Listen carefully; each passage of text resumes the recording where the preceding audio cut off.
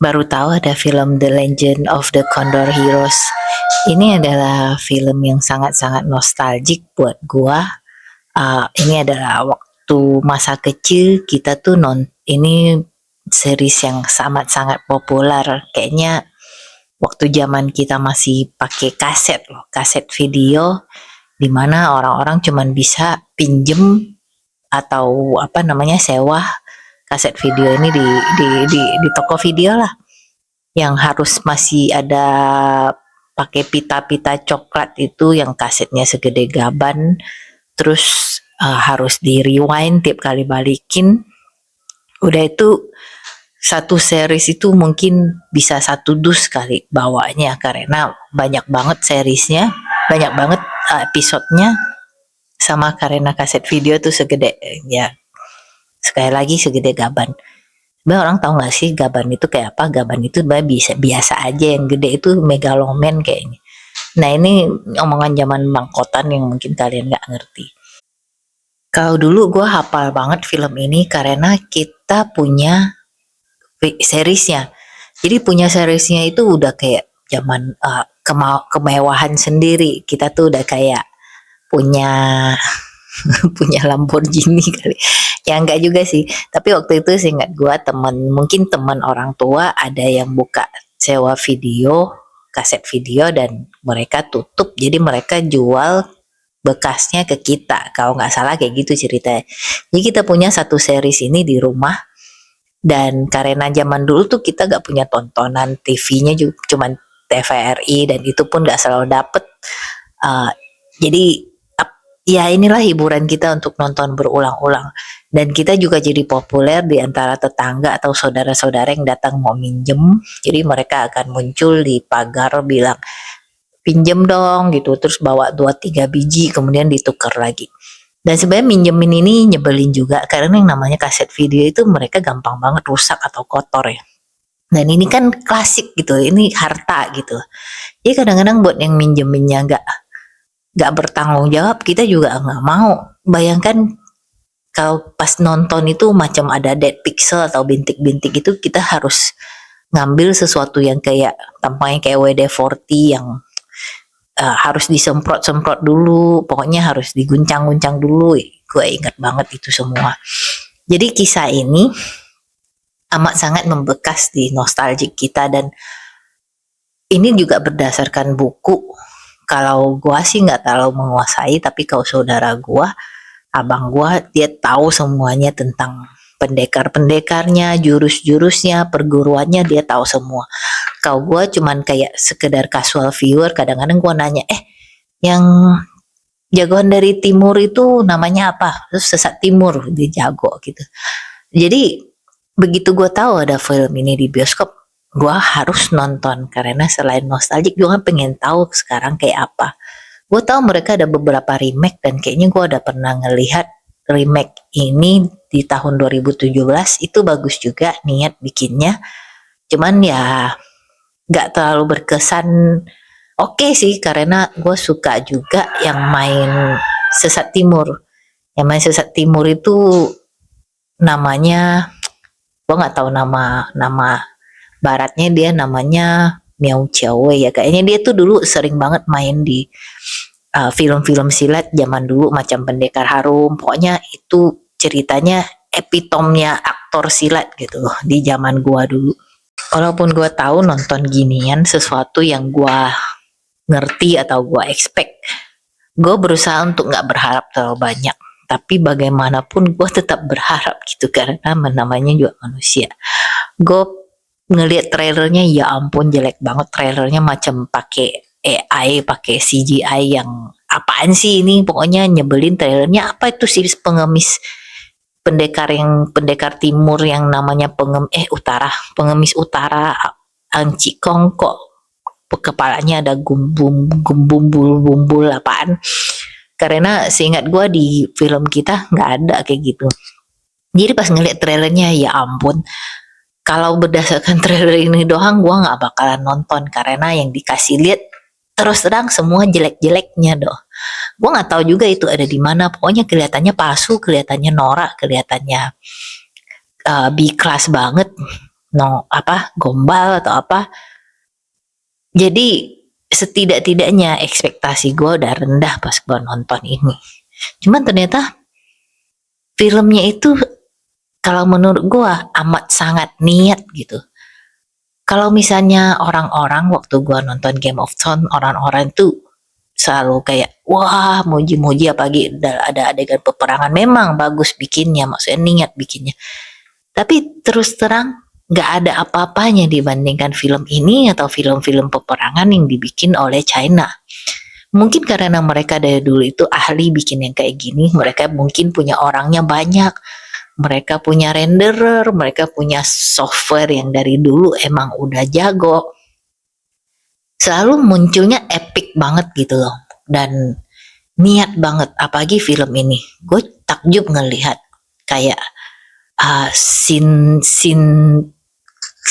setting-settingnya, kayak setting-setting perangnya, setting-setting campnya Mongolia, setting kotanya, detail-detail seragam, detail-detail props dan dekor untuk membuat kita ada di zaman itu bagus banget dan niat banget. Jadi kayak kota-kota tua Cina, benteng-benteng, terus camp, lapangan rumput lagi, grasslandnya Mongolia, itu keren banget.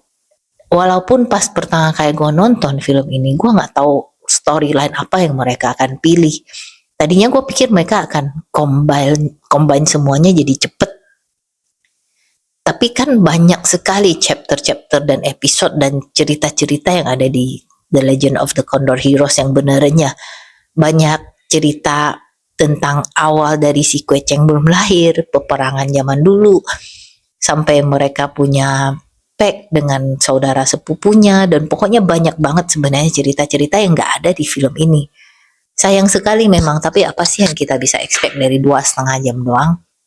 Jadi mereka harus bikin alur cerita dan kayaknya mereka pilih cerita yang chapter-chapter di belakang bukunya itu mungkin udah akhir-akhir. Karena ini mereka mulai ngambil masa presentnya itu masa yang udah hampir berakhir. Fokusnya ada di peperangan di mana Gengis Khan dari Mongolia bermaksud untuk menyerang negara Song. Jadi sebenarnya cerita The Legend of the Condor Heroes ini berdasarkan sejarah beneran. Ada kejadian di mana ada terjadi peperangan di mana negara Song itu jadi lemah atau ditindas, itu yang namanya Jingkang Incident deh kayaknya kalau misalnya mau di Google. Jadi gue bayangin orang yang nulis buku ini zaman dulu pasti sangat gimana banget pas negaranya runtuh, pas ada ketidakadilan di dunia, peperangan yang gak ada habis-habisnya, dan mulailah dia membayangkan bagaimana kalau dunia ini ada kayak hero yang benar-benar hero, yang mementingkan rakyat yang tidak serakah, tidak mengincar kekuasaan atau kekayaan. Gimana ada orang-orang berkemampuan ajaib, mungkin yang bisa dibilang ajaib ya, karena ilmunya tinggi yang bisa membuat perbedaan yang sangat jelas di dalam peperangan ini, karena peperangan gak akan habis-habisnya gitu. Gue bayangkan orang ini ideal dan punya mimpi.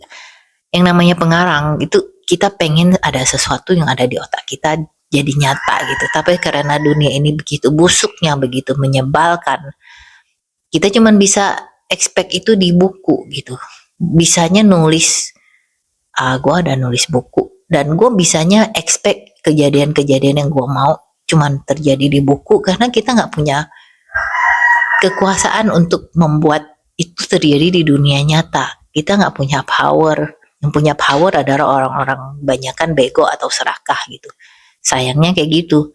Jadi gue bayangkan orang ini berusaha menuangkan idealismenya itu ke buku-buku dan akhirnya menjadi legendaris dan menjadi cerita yang sangat inspiring, walaupun sayang sekali itu bukan kenyataan gitu. Jadi kalau misalnya kalian mau baca tentang cerita-cerita historiknya itu, semuanya itu kayaknya ada gitu, jadi kita bisa terinspire dari apa aja yang terjadi di dunia ini. Mungkin sekarang orang-orang nulis tentang macem-macem juga banyakan tuh terinspirasi dari dunia nyata gitu. Jadi film ini banyakan menceritakan tentang si Kuocing, kita dulu namanya Kueceng, itu dia udah sakti. Ini spoiler ya, dia udah sakti. Kita nggak ngikutin lagi zaman-zaman dimana dia masih kecil, zaman-zaman dimana ayahnya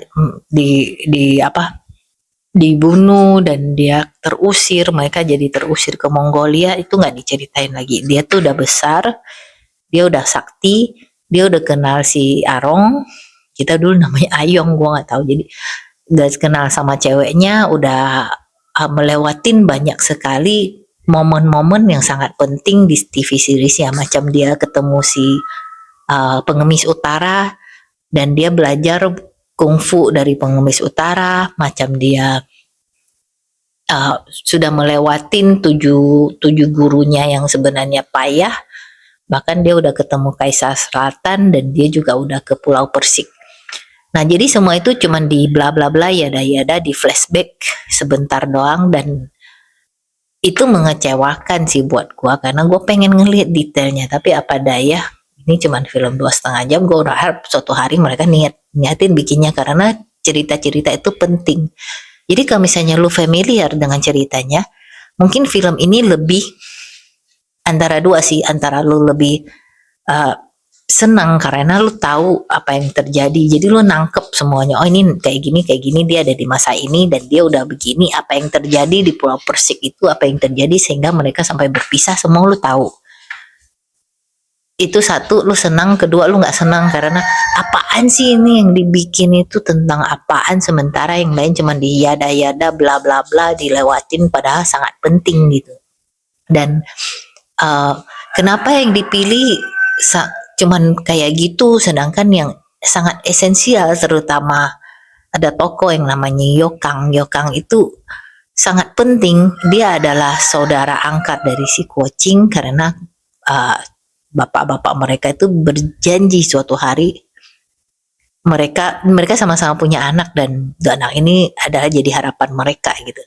Dan Yokang ini sebagai saudara, cerita saudara tanda kutipnya si Kuocing ini, anaknya si Yoko suatu hari akan menjadi pemeran utama di The Return of the Condor Heroes. Jadi plot ini dihilangkan itu menurut gua sangat sayang, tapi bagaimana lagi karena plot ini kalau dieksplor banyak banget dan gak akan bisa muat. Jadi apa yang pembuat film ini lakukan, ya kalau misalnya dari segi bisnis atau dari segi kreatif masuk akal sih.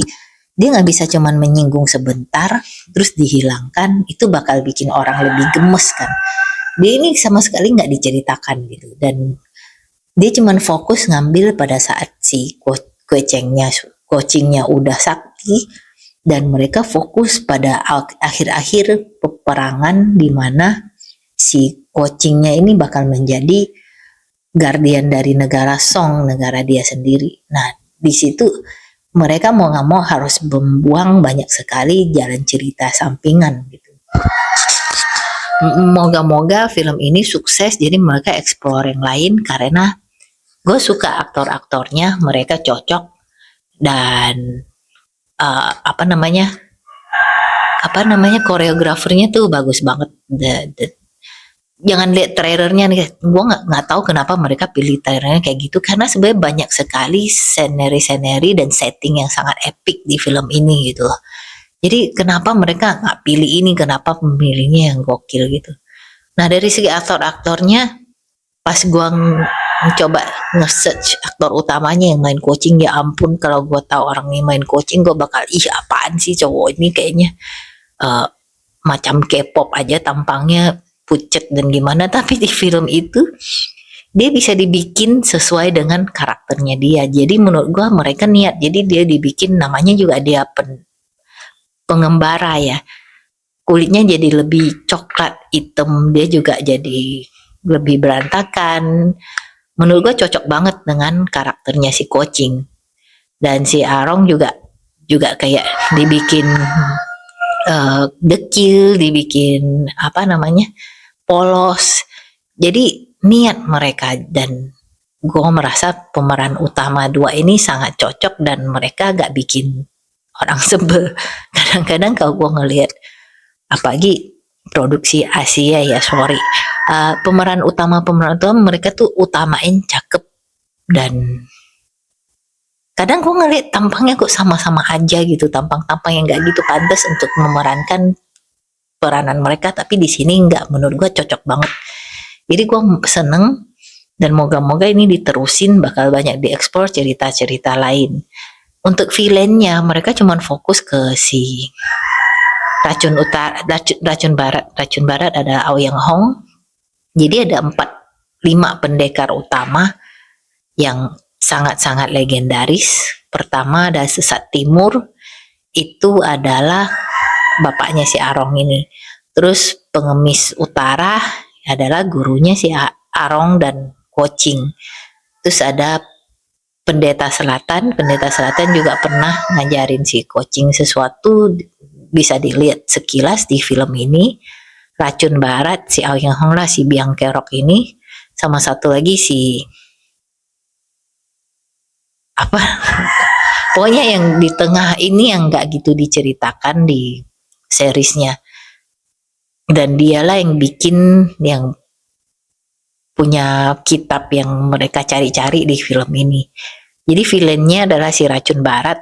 Memang di TV seriesnya dia ada cerita, dan sayang sekali ada satu bagian yang gue amat suka dengan seriesnya adalah pada saat dia yang di sini yang sedang memburu-buru si Arong ini, di mana di situ si Kuocing juga harus memimpin suatu peperangan di mana mereka harus berusaha strategik untuk bisa masuk ke benteng musuh.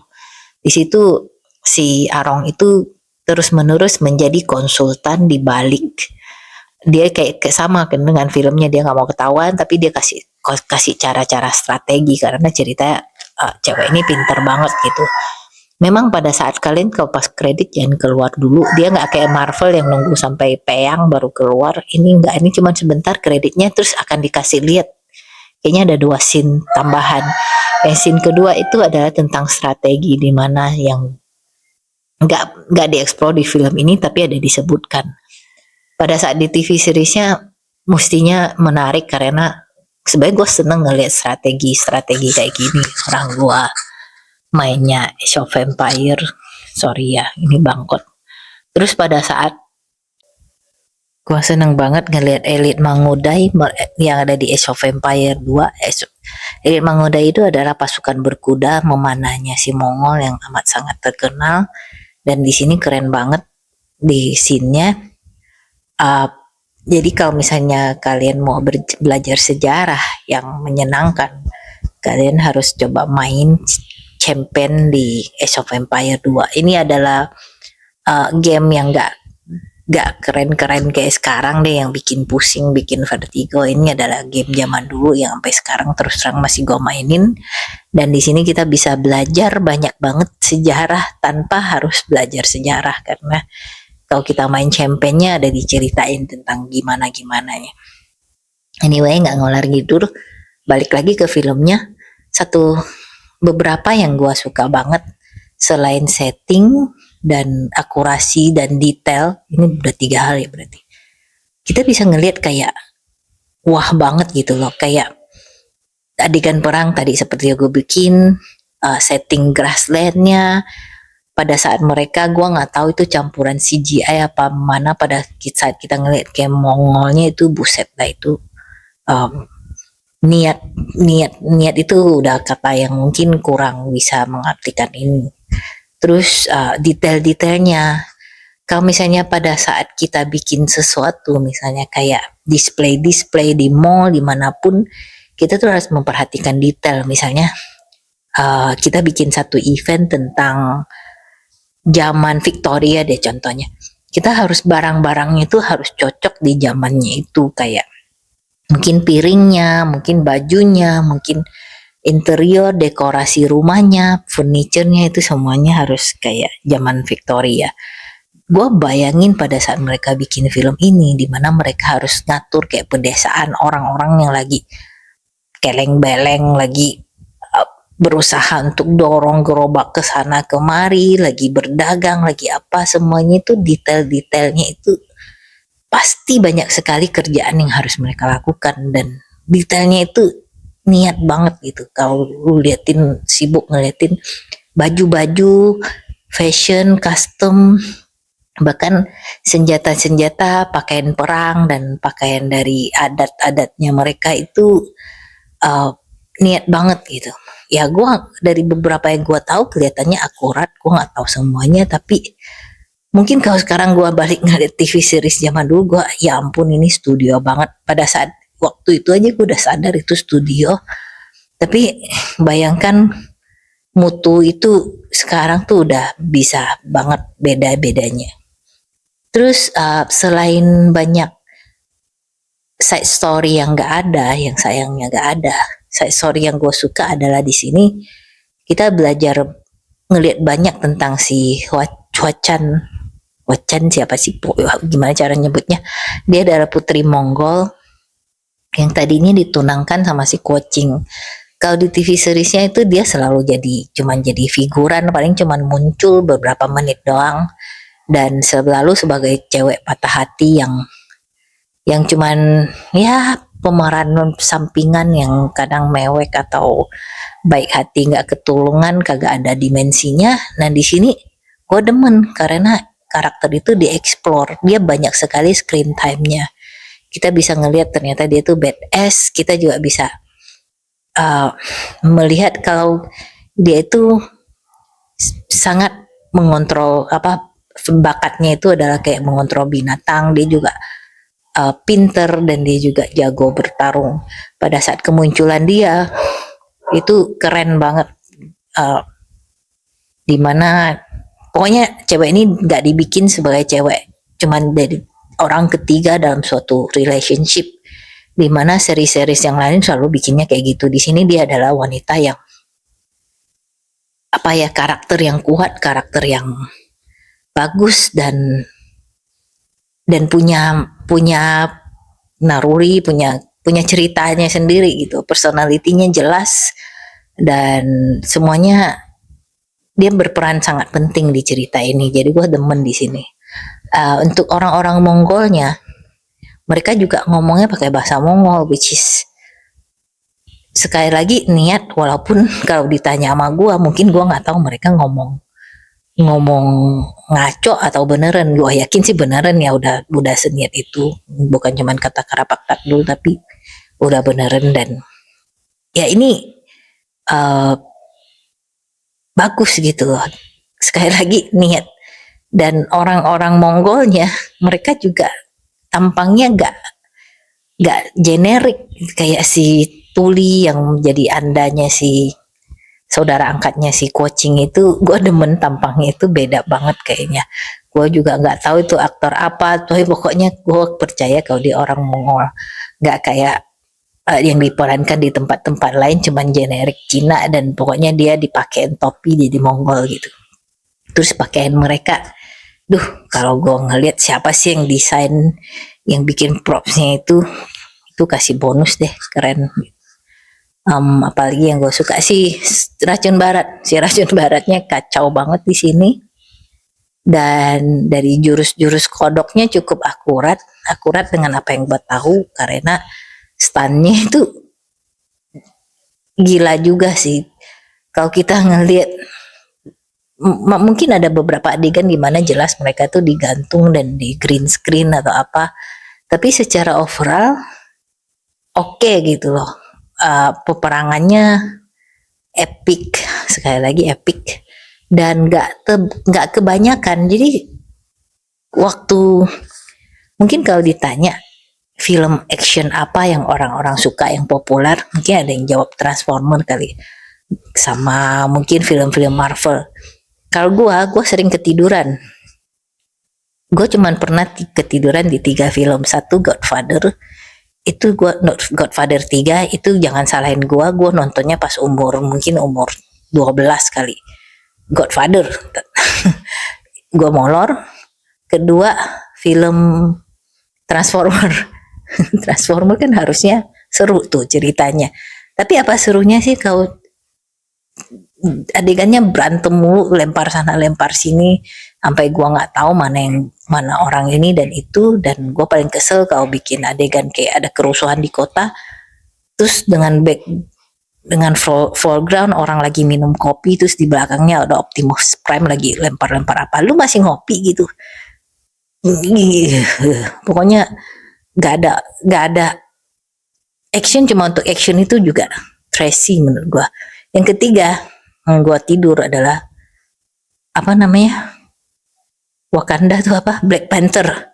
Itu gue juga udah bosen banget gue nontonnya pas terakhir gitu. Banyak film Marvel yang menurut gue lucu dan gue suka. Gue suka Iron Man yang pertama, terutama gue suka ya Doctor Strange lumayan. Pokoknya Marvel menurut gue oke, mereka cukup niat, ceritanya ada dan kadang-kadang lucu walaupun yang sekarang tuh jelek tapi menghibur lah. Tapi pas nonton Black Panther ya ampun, gue udah ya anyway, di sini mereka nggak terlalu eksplor adegan-adegan peperangannya itu seperlunya dan pada saat yang pas banget. Jadi nggak cuman sekedar wah pokoknya bikin rame, bikin heboh demi sebuah film yang gandal gundul, enggak. Ini dimanfaatkan dengan baik. Ya, lu bisa kadang-kadang bisa ngeliat CGI-nya dikit, tapi kalau lu immerse kagak ada. Maksudnya ngeflow. Memang tempat-tempatnya itu kadang kayak di kalender banget ya, di lukisan banget.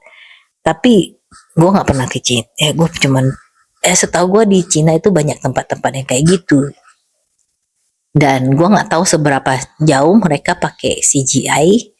Tapi at least semuanya ya udahlah percaya aja. Dan memang banyak kok yang realistik, yang kelihatannya nggak realistik, cuman mungkin kayak sungai yang bagus banget kelihatannya, atau yang pasti Pulau Persik sih nggak ada yang kayak gitu ya. Tapi kalau lu ngelihat Pulau Persik di zaman dulu itu cuman sekedar beberapa pohon sakura diputer-puter, nah ini beda banget. Apalagi yang gue suka soundtracknya. Ini soundtrack yang sama dengan TV seriesnya, jadi dari soundtracknya aja ada nostalgiknya gitu. Cuman masalahnya film ini terlalu kenceng suaranya, entah settingan bioskop atau apa. Pas nonton mungkin nggak terlalu berasa, tapi pada saat gue udah mau keluar terakhir, aduh berisik banget, turunin gitu volumenya dikit gitu, karena desibelnya benar-benar tinggi, bikin gue pusing. Ya moga-moga cuma di bioskop gue dan bukan secara settingan dari filmnya yang sengaja terlalu loud. Memang bagus suara-suaranya pas gitu, suara perangnya semua ada, suara musik, suara soundtracknya cocok, nggak terlalu gombal. Kadang-kadang kita ngeliat film kayak ada yang teng neng neng kok musiknya nggak nyambung, ini nggak berasa kayak gitu, cuman volumenya aja kenceng banget. Dari segi cerita yang dipilih, ya menurut gua wajar dan mungkin cocok, karena kalau misalnya lu cuma bisa pilih satu alur cerita dari sekian banyak, lu harus pilih sesuatu yang konklusif gitu.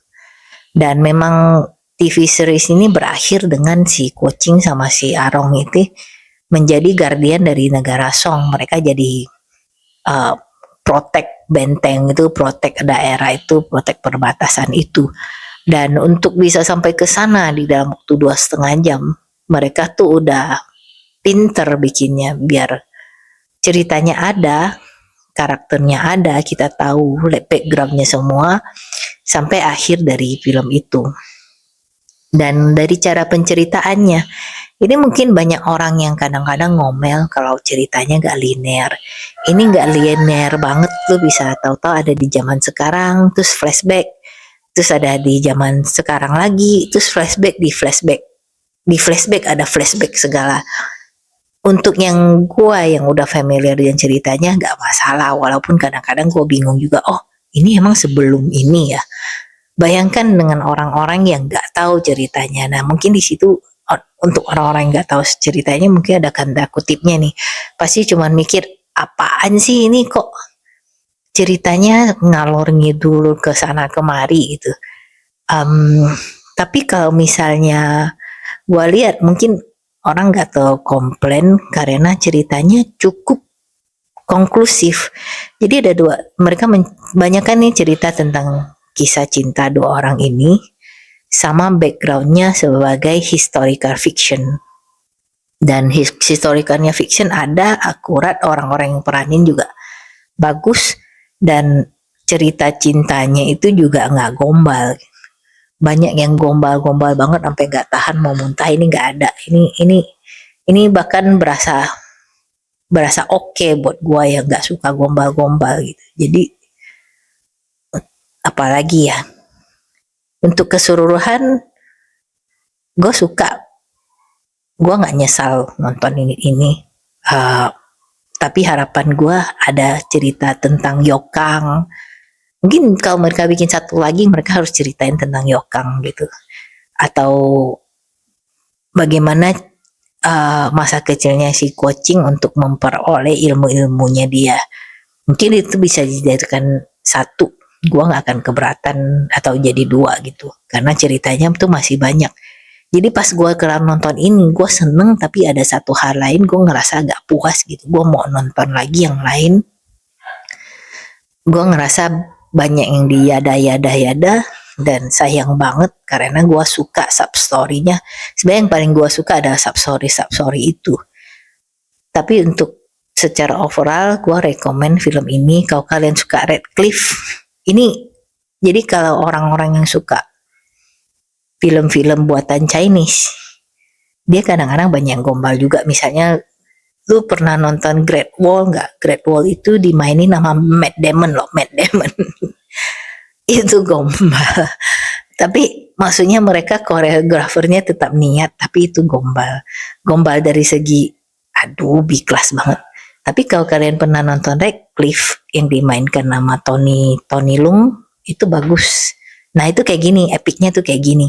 Dia historical fiction tentang cerita sejarah Cina yang beneran, tentang orang-orang yang, kalau Romance of Three Kingdoms atau si Radcliffe ini lebih kepada realistiknya ya, orang-orangnya nggak sakti gitu, orang-orang biasa. Nah kalau yang ini tuh lebih kepada orang-orang yang jago silat, yang kayaknya lebih ke fiction, tapi historicalnya nyata gitu. Oke, gue ngomong apa sih bolak-balik, pokoknya 2,5 jam worth it untuk nonton di bioskop. Rating gue kasih 8 deh, karena gue impress dengan film ini.